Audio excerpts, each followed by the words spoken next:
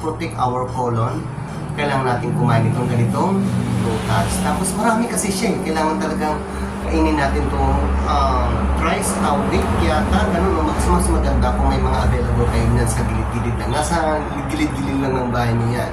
So masarap to at palagi itong kinakain.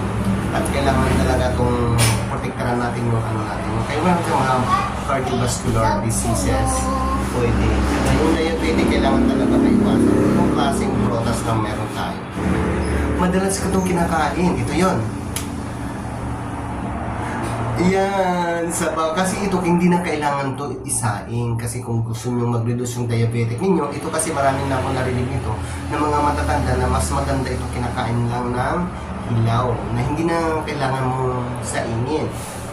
Alam nyo kung anong protection nito para sa diabetic natin. Kung mataas ang sugar natin, kahit siya matamis, ito ay lumalaban. At ang pinakamahalaga nito para sa akin, kasi sa akin meron akong heart failure, so kailangan ko to kainin para sa aking cardiovascular diseases. So nakakatulong to. Kung gusto nyo kumain, mabis na to. Ayun na nga, hindi man siya medisina, parang herbal na siya, ano? Kasi karamihan talaga yung lola ko, matagal na nawala, palagi niya sinasabi na palagi siyang kumakain ng saba. Tapos sabi ko, Lola, bakit ka kumakain ng saba na hindi pa nasinain? Maganda daw yan sa katawan. So ngayon, dahil meron akong heart failure, so kailangan kong kumain ito para sa to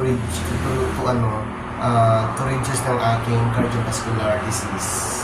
Kasi siyempre pag meron akong madalas siguro yung heartbeat ko minsan, pag may natatakot ako may kinatatakutan, lalo na sa ngayon may marami akong iniisip. Kailangan talaga, kahit sino naman, pag meron kang iniisip, nagkakaroon ka ng sakit sa puso, totoo yun, sabi ng doktor. Kaya relax lang tayo. Bahala na si God, bahala na yung sino na ang bahala sa akin. Basta ganun. Kaya, yun, kain tayo ng saba. Ito masarap na siya kasi latang-lata na siya.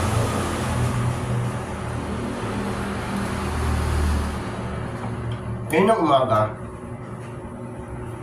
ito yung kinain ko. Kasi may buto pa siya. Yung pinaibabaw ko lang sa pamangkin ko na mag-science siya. So, parang matamis siya, maasim. Parang ganun na.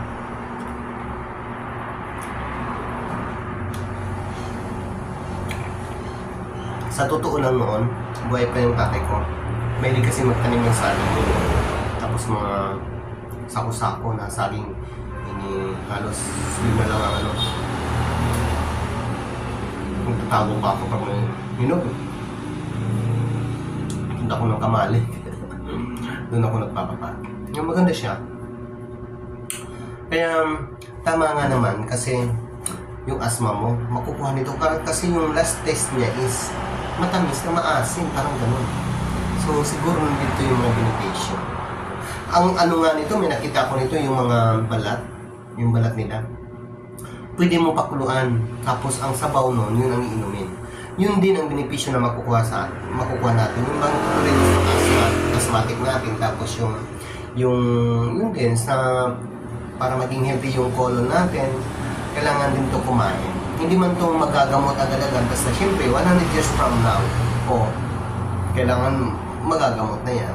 Hindi sa totoo, hindi ako nagbibiro, maganda kasi siya. Kasi maraming beses, kahit may doktor din na YouTuber na sinasabi na itong saba na saging, maganda daw sa katawan.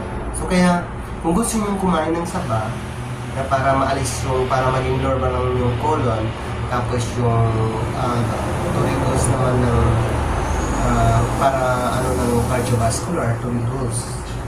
So, kailangan. Tapos yung diabetic. Kung meron kang diabetic, kainin mo lang kasi mababawas yung dito. Matamis to.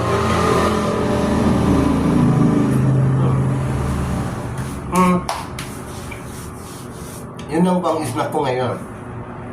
Datrate yun.